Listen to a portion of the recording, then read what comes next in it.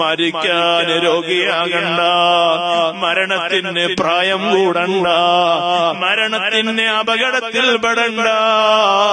ഒന്നേ ഒന്ന് മാത്രമേ നിബന്ധനയായിട്ടുള്ളൂ, റബ്ബ് നിശ്ചയിച്ച സമയമെത്തുക തന്നെ.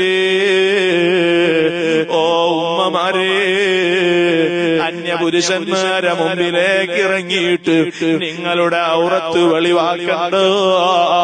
മുഖവും മുൻകൈയും അതേ ഒഴിച്ച് ബാക്കിയെല്ലാ ശരീരത്തിന്റെ ഭാഗങ്ങളും നിസ്കാരത്തിൽ നിങ്ങളുടെ ഔറത്താണ്.